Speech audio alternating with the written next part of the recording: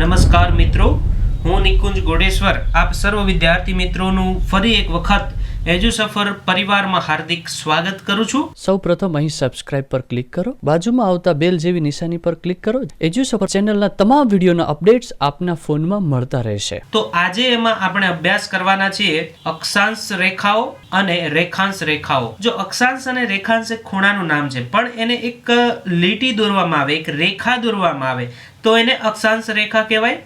અને રેખાંશ જે ખૂણો બનતો હોય લોન્જિટ્યુડ, એમાં એક રેખા દોરવામાં આવે તો એને રેખાંશ રેખાઓ કહેવાય.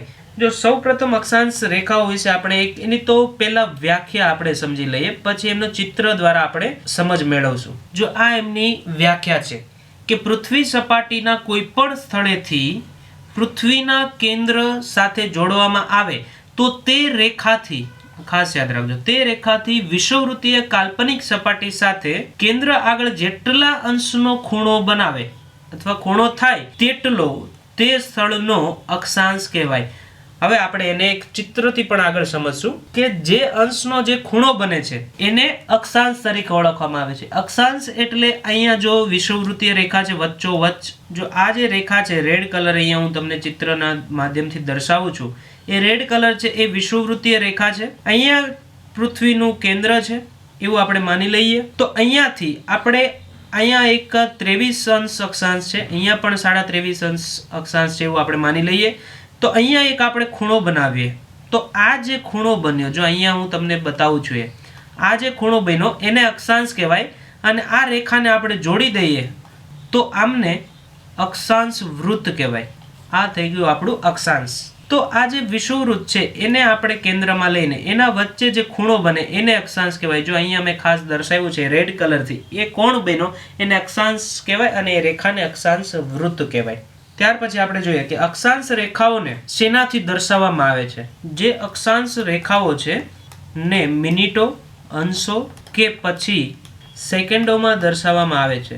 ફોર એક્ઝામ્પલ આપણે વાત કરીએ ભારતની, જો ભારતનું આપણે ઉદાહરણ લઈએ તો ભારતનું જે અક્ષાંશ આપણે ગણીએ છીએ એ 8.4 અંશ ઉત્તર અક્ષાંશથી 37.6 ઉત્તર અક્ષાંશ સુધી ભારતની સ્થળ અને જળ સીમા આવેલી છે.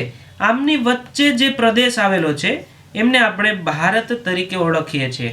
8.4 અંશ ઉત્તર અક્ષાંશ અને 37.6 અંશ ઉત્તર અક્ષાંશની વચ્ચેના પ્રદેશને આપણે ભારત તરીકે ઓળખીએ છીએ. પછી જે ભૂમધ્ય રેખા છે એમને 0 અંશ ગણવામાં આવે છે, અક્ષાંશ ગણવામાં આવે છે. અહીંયા હું ચિત્ર દોરીને સમજાવું તમે. આ પૃથ્વીનો ગોળો છે, અહીંયા 0 અંશ અક્ષાંશ આવેલો છે, 0 અંશ.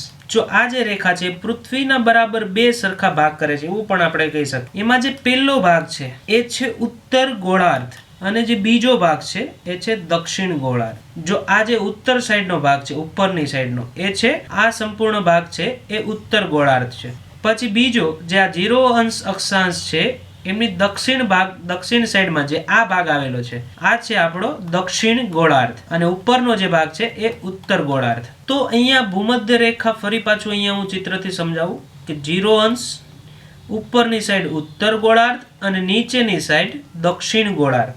ઉત્તર દિશામાં અથવા ઉત્તર ગોળાર્ધમાં 90 અંશ સુધી અક્ષાંશ રેખાઓ આવેલી છે. પહેલી માહિતી. બીજી માહિતી કે દક્ષિણ ગોળાર્ધમાં પણ 90 અંશ સુધી અક્ષાંશ રેખાઓ આવેલી છે. હવે આ બંનેનો આપણે સરવાળો કરી દઈએ તો કેટલી થાય? તો 90 અને 90 એટલે 180 થઈ ગઈ. 180 અક્ષાંશ રેખાઓ ટોટલ આવેલી છે રેખાઓ, પ્લસ આ 0 અંશ 1 વત્તા એક બીજી એ છે 0 અંશ અક્ષાંશ, એટલે ટોટલ આપણી પાસે 181 અક્ષાંશ રેખાઓ આવેલી છે. કારણ કે આમાંથી પણ ક્વેશ્ચન બની શકે કે પૃથ્વીના ગોળાર્ધમાં કેટલી અક્ષાંશ રેખાઓ આવેલી છે, તો આપણે કહી શકીએ એ 0 અંશ અક્ષાંશ છે. હવે એમની ઉપરની સાઈડ એક અહીંયા એક રેખા આવેલી છે અને એક નીચેની સાઈડ એટલે કે દક્ષિણ ગોળાર્ધમાં એક રેખા આવેલી છે.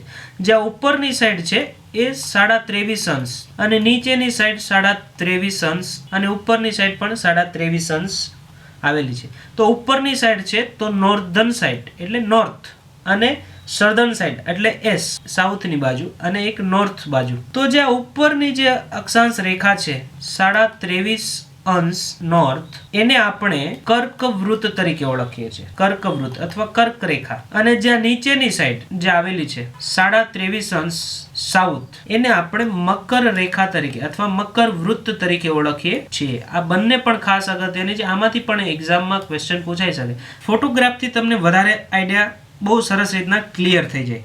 જો અહીંયા 23.5 અંશ નોર્ધન અને 23.5 અંશ સર્ધન, આ બંનેનો આપણે અભ્યાસ કર્યો, કર્કવૃત્ત અને મકરવૃત્ત. હવે આપણે જોઈએ રેખાંશ રેખાઓ. તો આ લેટિટ્યુડ એટલે એ આપણે અભ્યાસ કરી ગયા અક્ષાંશ. હવે આપણે લોન્જિટ્યુડ એટલે કે રેખાંશ વિશે અભ્યાસ કરવાનો છે. તો આ તમે એક આકૃતિ જોવો છો. જે આકૃતિમાં જે ઊભી રેખાઓ છે, જો એક આ છે વચ્ચેની મધ્ય રેખા, એમની ફરતી બાજુ જે આ તમને દેખાય છે, આ જે હું આકૃતિ દોરું છું, એ બધી છે રેખાંશ. તો એની પહેલા આપણે વ્યાખ્યા સમજી લઈએ.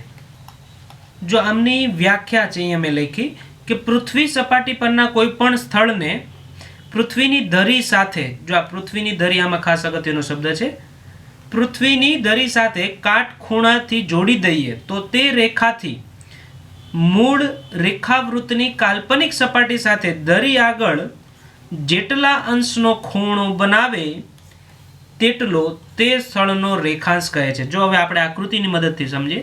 જો આ વચ્ચેની જે લાઈન છે રેડ કલરની, એ છે પૃથ્વીની ધરી. પછી આ જે છે એ બીજી આપણી કાલ્પનિક આપણે એક રેખા દોરી, અને આ બંને વચ્ચે જે આ ખૂણો બન્યો અહીંયા ઉપર અથવા અહીંયા નીચે, ઉપર બને તો નોર્ધન સાઈડ અને નીચે બને તો સર્ધન સાઈડ.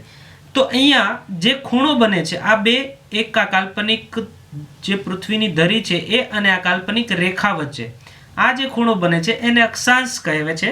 અને આ ધરી જે કોણ હોય એમની સાથે આપણે આ રેખાથી જોડી દઈએ તો એને આપણે રેખાંશ વૃત્ત તરીકે ઓળખીએ છીએ. તો હવે એને આપણે થિયોરેટિકલ અભ્યાસ કરીએ કે 0 અંશ રેખાંશ વૃત્તને ગ્રીનવિચ રેખા તરીકે ઓળખવામાં આવે છે. જો 0 અંશ રેખાંશ છે એ બ્રિટનની અંદર એક ગ્રીનવિચ નામનું શહેર છે, ત્યાંથી એ પ્રસાર થાય છે. તો એ શહેરના નામ ઉપરથી ગ્રીનવિચ રેખા તરીકે 0 અંશને ઓળખવામાં આવે છે.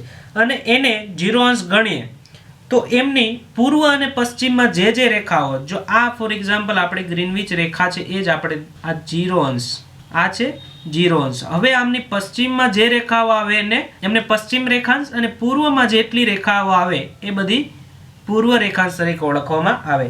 પછી 0 અંશ રેખાંશ છે ની એમની બંને તરફ 180 સુધી રેખાંશ વૃત્તો આવેલી હોય છે. એટલે અહીંયા 0 અંશ છે. આ ફિગરમાં ફરી પાછું આપણે જોઈએ, અહીંયા 0 અંશ છે, એમની આ સાઈડ પણ 180 અંશ પૂર્વમાં અને આ સાઈડ પણ 180 અંશ પશ્ચિમમાં. તો હવે ટોટલ રેખાંશ કેટલી થઈ?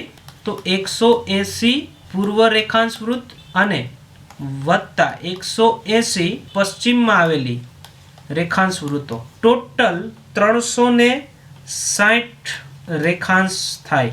આ તમને હવે સમજાઈ ગયું હશે. પછી બે અગત્યની રેખાંશ ગણવામાં આવે છે. એ પહેલી છે એમાં ગ્રીનવિચ રેખાંશ વૃત્ત. તો જે ગ્રીનવિચ રેખાંશ વૃત્ત છે એને 0 અંશ રેખાંશ ગણવામાં આવે છે. અને આ જે ગ્રીનવિચ છે એ ઇંગ્લેન્ડમાં એક શહેરનું નામ છે, અને ત્યાં આ રેખાઓ નક્કી કરવામાં આવી હતી.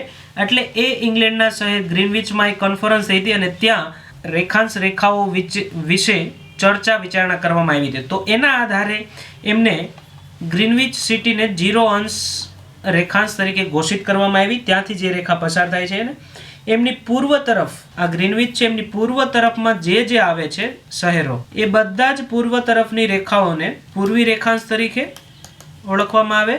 અને ગ્રીનવિચ શહેરની જે પશ્ચિમમાં રેખાઓ જેટલી આવેલી છે એ બધી જ પશ્ચિમ રેખાંશ તરીકે ઓળખવામાં આવે. એટલે ગ્રીનવિચને આપણે એક મિડલમાં ગણીએ છીએ 0 અંશ તરીકે. એની પૂર્વ અને પશ્ચિમ ગણતરી કરવામાં આવે છે. પેલો તો એવું પણ પ્રશ્ન પૂછાઈ શકે કે ટોટલ કેટલી અક્ષાંશ રેખાઓ આવેલી છે? તો એમનો જે જવાબ છે એ છે 181 અક્ષાંશ રેખાઓ. ટોટલ રેખાંશ રેખાઓ અથવા રેખાંશ વૃત્તો કેટલી આવેલી છે? તો એમનો જવાબ ટોટલ 360 રેખાંશ વૃત્તો આવેલી છે. 0 અંશ રેખાંશ વૃત્તને કયા શહેરના નામ ઉપરથી તેમનું નામકરણ કરવામાં આવ્યું છે? તો હમણાં જ આપણે ચર્ચા કરી કે ઇંગ્લેન્ડમાં એક સિટી આવેલું છે જેનું નામ છે ગ્રીનવિચ. કે 23.5 અંશ નોર્ધન સાઈડમાં જે અક્ષાંશ વૃત્ત આવેલી છે એને કયા નામથી ઓળખવામાં આવે છે? તો નોર્ધન સાઈડ મીન્સ ઉપરની બાજુ ઉત્તર ગોળાર્ધમાં, તો એનું નામ છે કર્કવૃત્ત. કે 23.5 અંશ સર્ધન એટલે કે સાઉથમાં જે રેખા આવેલી છે 23.5 અંશ સાઉથ એટલે કે દક્ષિણ ગોળાર્ધમાં, એને કયા નામથી ઓળખવામાં આવે છે? તો એમનું નામ આપણે ચર્ચા કરી તે આગળ આકૃતિ ઉપરથી સમજાતા, એ હતી મકર વૃત્ત. કે ભારતનું સ્થાન કેટલા અક્ષાંશ વચ્ચે આવેલું છે? એ જવાબને તમારે અહીંયા યુટ્યુબમાં કમેન્ટ બોક્સમાં લખવાનો છે. અને આ લેક્ચરને તમને પસંદ આવ્યો હોય તો એમને જરૂરથી લાઈક કરજો, કારણ કે અમે માત્ર તમારી પાસેથી એક લાઈકની અપેક્ષા રાખીએ છીએ. બીજું કશું અમે પૈસા કે એવું કોઈ અમે માંગતા નથી, માત્ર એક લાઈક માંગીએ છીએ, જેથી કરીને અમારી એજ્યુસફર ટીમનો ઉત્સાહ ખૂબ વધે. અને આ તમે જવાબ જે લખો એની સાથે સાથે આ લેક્ચર તમને કેવો લાગ્યો અને હવે ભવિષ્યમાં અમે શેના લેક્ચરની બનાવીએ જે તમારે જરૂરિયાત છે એ પણ લખજો. કે તમારા કે લેક્ચર તમને અઘરા લાગે છે, કયા મુદ્દાઓ અઘરા લાગે છે એ જરૂરિયાત લખજો, તો અમે જરૂરથી એ લેક્ચર બનાવવાની કોશિશ કરીશું. મિત્રો, jobs, GK, current affair, education ન્યૂઝના તમામ અપડેટ મેળવવા માટે આ પ્લે સ્ટોર ખોલો. પ્લે સ્ટોરમાં જઈ સર્ચ બોક્સમાં EDUSAFAR લખી સર્ચ કરો. પહેલી જ એપ્લિકેશન આવશે એને આપ ઇન્સ્ટોલ કરો. ઇન્સ્ટોલ કર્યા પછી ઓપન કરો અને એની અંદર તમામ jobs, GK, news, current affairs, video, technology, માધ્યમિક, પ્રાથમિકને લગતું મટીરિયલ આપ મેળવી શકો છો આપના મોબાઈલમાં.